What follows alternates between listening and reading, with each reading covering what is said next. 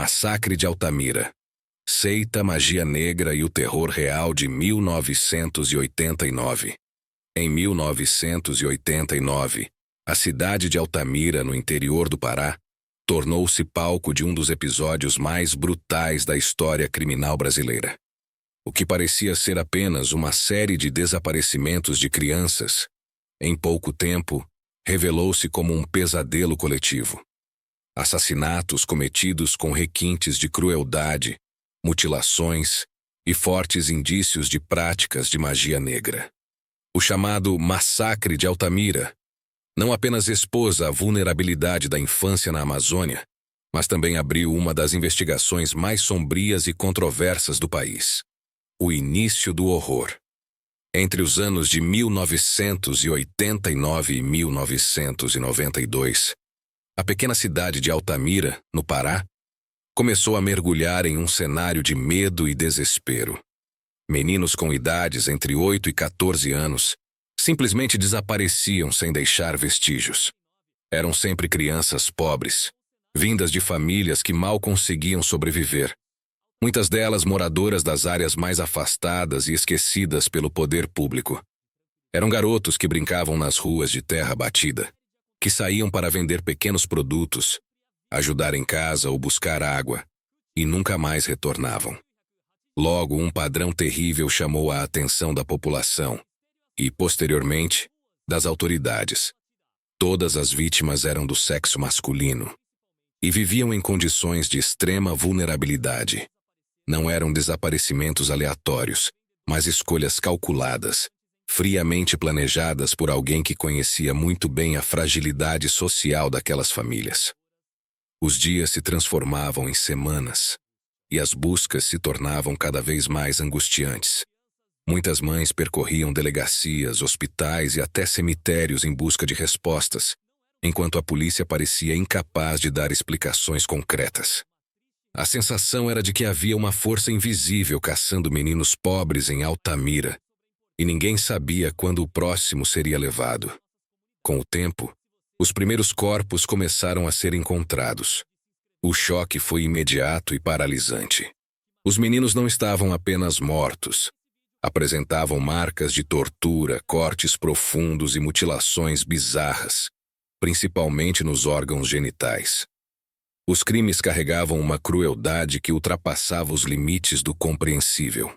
Para investigadores, médicos legistas e estudiosos da época, aquilo não podia ser obra de um assassino comum. Havia um padrão ritualístico, uma assinatura macabra que apontava para práticas de magia negra e rituais de seita. O horror não estava apenas nos corpos, mas na certeza de que esses crimes não eram isolados. Eles faziam parte de algo maior, orquestrado, planejado para atingir simbolicamente não só as crianças, mas toda a cidade. Cada desaparecimento era um lembrete cruel de que havia uma rede de maldade agindo nas sombras, e que qualquer família pobre de Altamira poderia ser a próxima vítima. Seita e magia negra. À medida que os desaparecimentos continuavam, crescia também a suspeita de que não se tratava apenas de crimes isolados, mas de uma organização secreta, envolta em rituais e práticas ocultas.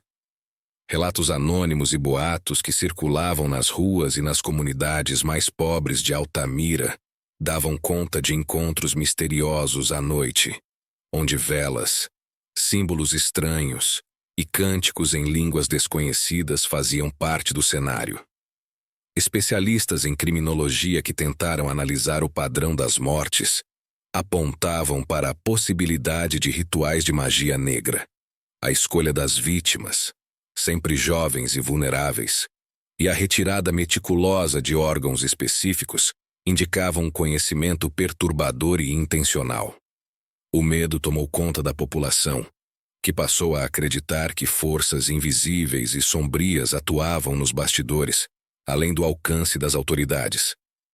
Surgiu então a ideia de que os órgãos e tecidos removidos poderiam não apenas alimentar rituais de poder, mas também entrar no lucrativo mercado negro de órgãos humanos. Uma realidade macabra que misturava superstição, crime e ganância. Entre moradores e pequenos círculos religiosos, a narrativa ganhou contornos ainda mais sinistros. Membros da elite local, médicos respeitados, políticos influentes, empresários, seriam cúmplices, garantindo proteção e anonimato à rede de atrocidades. Essa percepção transformou o caso em um cenário de paranoia coletiva, onde cada suspeita se misturava a relatos de aparições, sinais sobrenaturais e histórias de pacto com o oculto. A investigação oficial, por sua vez, era marcada por contradições, informações vazias e falhas grotescas, alimentando ainda mais o imaginário popular. Assim, o crime deixou de ser apenas um mistério policial. Tornou-se um enigma ritualístico, um verdadeiro mergulho no obscuro, onde medo, fé e crime se entrelaçavam de forma quase indissolúvel. O papel da polícia e os acusados. A atuação da Polícia do Pará nesse caso se tornou um capítulo à parte na narrativa do terror que assolava Altamira. Pressionadas pela mídia sensacionalista e por uma população aterrorizada, as autoridades se viram forçadas a agir com rapidez, muitas vezes à custa da cautela e do rigor investigativo. Em meio à pressão, surgiram os primeiros nomes de supostos culpados. Líderes religiosos alternativos, curandeiros locais e indivíduos ligados a práticas espirituais fora do padrão institucional, que para uma sociedade já imersa no medo, eram imediatamente associados a rituais de magia negra e comportamentos satânicos. Relatos de vizinhos, denúncias anônimas e rumores espalhados pelas redes comunitárias formaram um quadro inflamável, no qual a linha entre suspeita e certeza era praticamente inexistente. Pessoas comuns, com pouca ou nenhuma ligação comprovada aos crimes, viram suas reputações destruídas em questão de dias. Em algumas ocasiões, a polícia utilizou depoimentos inconsistentes ou obtidos sob pressão, criando um mosaico de acusações que mais parecia teatro do que justiça. A situação se agravou quando organizações de direitos humanos, como a ONG Pastoral da Terra, começaram a denunciar a fragilidade das investigações. Segundo esses relatórios, muitos dos acusados eram inocentes, vítimas de preconceito social, religioso ou racial, lançados injustamente à fogueira pública. Mesmo assim, o processo judicial avançou, mas transformou-se em um espetáculo midiático, onde cada audiência era amplamente coberta pela imprensa, e cada suspeito se tornava alvo de julgamento popular, antes mesmo de qualquer sentença. A tensão se multiplicava. A polícia, por um lado, precisava mostrar resultados. A população, por outro, exigia respostas rápidas e punições exemplares. Nesse cenário, o verdadeiro culpado permanecia obscuro, enquanto inocentes eram manchados por acusações que muitas vezes não tinham base concreta. O que deveria ser uma investigação técnica e cuidadosa se transformou em um ciclo de medo, suspeita e injustiça, refletindo um padrão recorrente de caça às bruxas, onde o pânico coletivo se sobrepõe à razão e à evidência. O perfil das vítimas.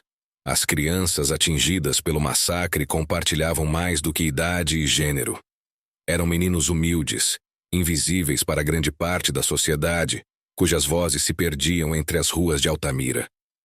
Muitos eram filhos de famílias que lutavam para sobreviver, ajudando desde cedo nos afazeres domésticos ou em pequenos trabalhos que garantiam o mínimo para o sustento familiar. Quando desapareciam, frequentemente não havia ninguém capaz de articular uma resposta rápida.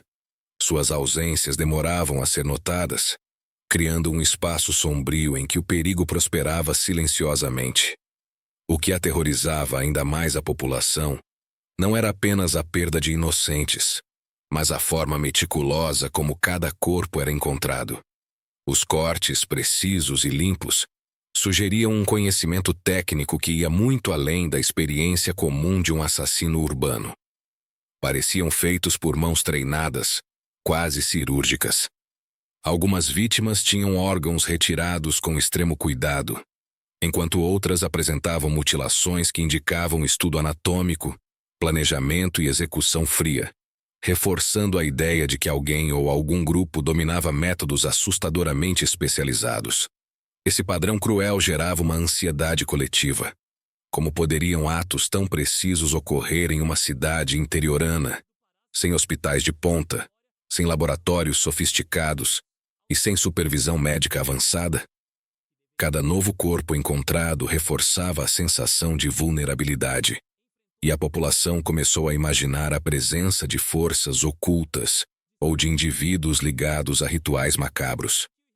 As crianças, símbolos de inocência e fragilidade, tornavam-se catalisadoras do medo, e o terror se enraizava na vida cotidiana. Pais passavam a acompanhar cada passo dos filhos. Ruas antes corriqueiras se transformaram em caminhos carregados de suspeita, e o simples som de passos ou vozes na noite era suficiente para desencadear pânico. A combinação de pobreza, invisibilidade social e precisão macabra das mutilações construiu uma narrativa que ia muito além do crime. Era um terror coletivo, uma sombra que pairava sobre toda Altamira, deixando perguntas sem respostas e colocando a população inteira em estado de alerta constante. Cada desaparecimento não era apenas a perda de uma criança. Era um golpe direto na sensação de segurança e na percepção de humanidade da cidade. A explosão midiática. A partir de 1993, o caso de Altamira ultrapassou os limites da cidade e se tornou manchete em todo o Brasil. Os jornais nacionais e revistas sensacionalistas passaram a explorar cada detalhe com uma narrativa carregada de horror. Títulos como Magia Negra na Amazônia, Seita Assassina de Crianças e Rituais Satânicos no Pará proliferavam em páginas que misturavam reportagem e ficção, muitas vezes sem qualquer confirmação oficial. A mídia construiu uma imagem da cidade como um epicentro de forças ocultas e maldições, transformando o caso em um espetáculo macabro que se espalhava para além da Amazônia. O impacto sobre os moradores foi devastador. Famílias, dominadas pelo medo, passaram a trancar portas e janelas, monitorar cada passo das crianças e evitar que elas saíssem de casa mesmo durante o dia. Escolas registraram ausência crescente de alunos, e ruas antes movimentadas tornaram-se silenciosas e desertas, como se o próprio ar carregasse uma ameaça invisível. Ao mesmo tempo, líderes religiosos locais organizaram vigílias e cultos, clamando incessantemente por proteção divina e interpretando cada desaparecimento como um sinal de punição sobrenatural ou teste espiritual. O pânico transformou o cotidiano em um estado constante de alerta. Vizinhos espionavam uns aos outros. Qualquer comportamento estranho gerava suspeitas imediatas, e histórias de sombras, vultos e estranhos sons à noite reforçavam o clima de terror. Altamira, antes apenas uma cidade interiorana da Amazônia, tornou-se um verdadeiro palco de medo coletivo, onde cada rua, cada praça e cada beco parecia esconder uma ameaça iminente. A cobertura midiática exagerada não apenas amplificou o horror, mas também consolidou uma narrativa de cidade amaldiçoada, mergulhada em caos psicológico e paranoia, onde a linha entre realidade e superstição se tornava cada vez mais tênue. O julgamento e as contradições. Quando o caso finalmente chegou aos tribunais, a atmosfera carregada de medo e superstição não desapareceu. Pelo contrário, o tribunal se tornou mais um palco do pânico coletivo que já dominava Altamira. Os processos se arrastaram por anos, entre audiências tumultuadas, depoimentos contraditórios e vazamentos sensacionalistas para a imprensa. A defesa insistia na fragilidade das provas, argumentando que muitas acusações se baseavam em boatos, rumores e interpretações de práticas culturais ou religiosas que não configuravam crime algum. A acusação, por outro lado, pintava um quadro assustador. Os réus estariam envolvidos em rituais satânicos complexos e em um suposto comércio ilegal de órgãos humanos, conectando Altamira a uma rede de crimes que extrapolava os limites da cidade. Peritos, médicos e investigadores apresentavam análises inconclusivas ou conflitantes, aumentando a sensação de incerteza e tensão. Para o público, cada audiência era um espetáculo, e as manchetes dos jornais reforçavam a narrativa do horror, transformando o tribunal em uma arena de julgamento moral e midiático, mais do que em um espaço de justiça objetiva. Algumas condenações ocorreram, atingindo figuras consideradas influentes na cena espiritualista local, incluindo um curandeiro conhecido como Pai de Santo e outros praticantes de rituais alternativos. Porém, a própria comunidade jurídica, assim como estudiosos em criminologia e direitos humanos, questionou a legitimidade dessas decisões. Até hoje, muitos especialistas afirmam que as condenações se apoiaram mais no clamor popular e na pressão da opinião pública do que em evidências concretas ou científicas. O caso acabou servindo como um alerta sombrio sobre os efeitos corrosivos do medo coletivo e do pânico moral. Quando a sociedade inteira é tomada pelo terror, até o sistema de justiça mais estruturado pode ser contaminado, e a linha entre inocência e culpa torna-se distorcida. Altamira passou a ser lembrada não apenas pelo horror dos crimes, mas também pelas contradições jurídicas que deixaram rastros de injustiça, desconfiança e trauma duradouro na memória da cidade. As sombras que permanecem. Mais de 3 décadas se passaram desde os episódios que marcaram Altamira, mas o massacre que abalou a cidade não perdeu seu peso sobre a memória coletiva. Entre moradores, jornalistas e estudiosos de criminologia, o caso ainda é lembrado como um dos mais brutais e enigmáticos da história criminal brasileira, uma mancha que o tempo não conseguiu apagar. Documentários, livros e reportagens continuam revisitando os acontecimentos, mas mesmo com o passar dos anos, o enigma permanece quase intacto. Quem realmente estava por trás das mortes e das mutilações nunca foi completamente esclarecido. Entre os condenados, muitos especialistas continuam questionando o nível de envolvimento real, sugerindo que parte das sentenças se apoiou mais no medo da população e na pressão midiática do que em provas concretas. Para grande parte da sociedade, a dúvida é permanente. Os verdadeiros responsáveis pelo horror que atingiu meninos pobres, invisíveis para o mundo, podem nunca ter sido identificados. Essa sensação de impunidade cria um eco sombrio que atravessa gerações, alimentando teorias, lendas urbanas e histórias de terror contadas de boca em boca, onde a realidade e a superstição se misturam. Para as famílias das vítimas, a ausência continua sendo uma ferida aberta. O luto nunca teve um fechamento. A dor permanece intacta, reforçada pelo silêncio daqueles que poderiam fornecer respostas definitivas. A cidade inteira carrega cicatrizes invisíveis. O medo, a desconfiança e a lembrança do que aconteceu transformaram Altamira em um espaço marcado por sombras, onde cada canto parece sussurrar memórias de horror e mistério. O nome da cidade, antes associado apenas à vida amazônica e à rotina pacata de um município interiorano, passou a ecoar em manchetes, livros e relatos como sinônimo de escuridão, ritual e tragédia.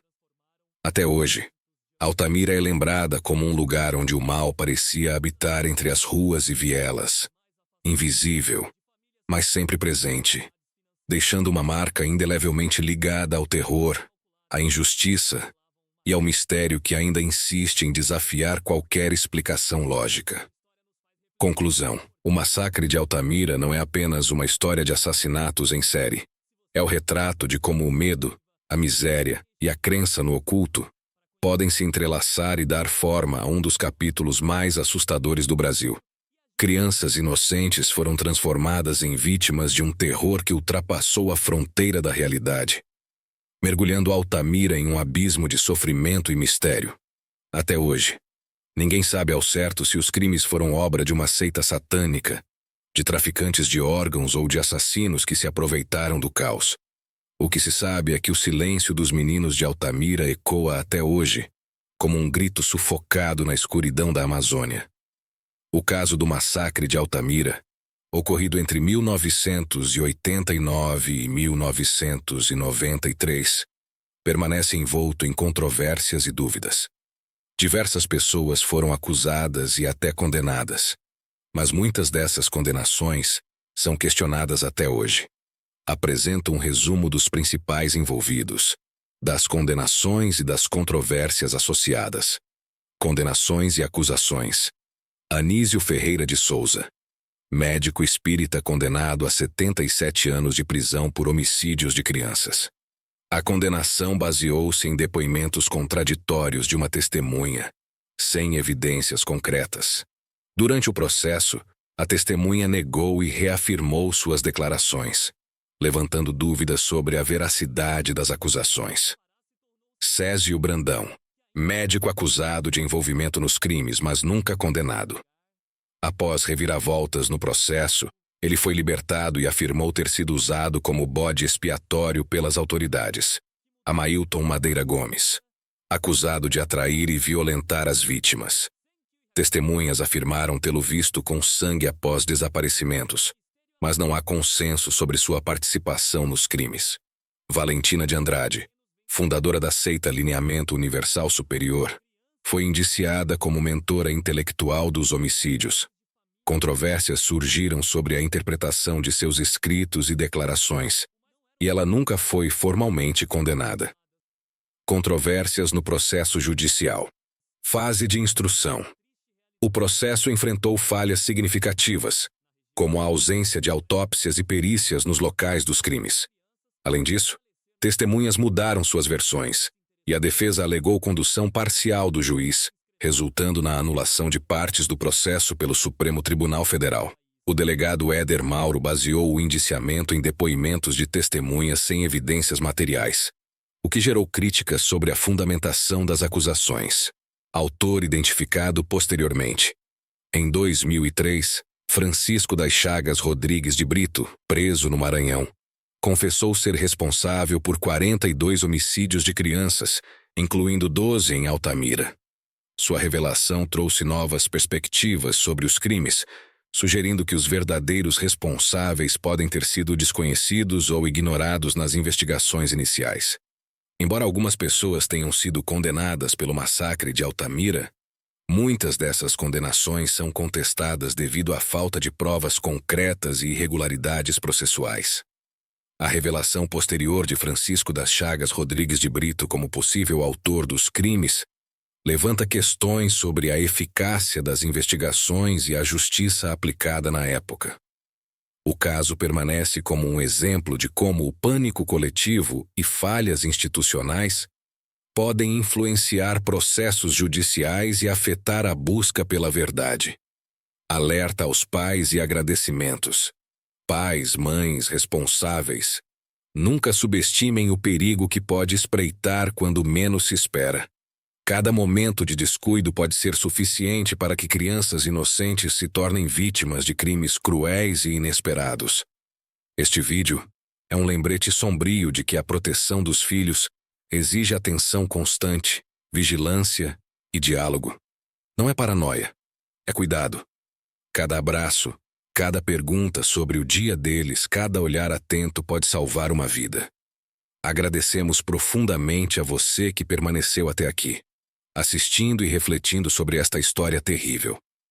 Sua atenção é um ato de consciência, e seu tempo investido significa que você se importa com a verdade, com a justiça e, sobretudo, com a segurança das crianças.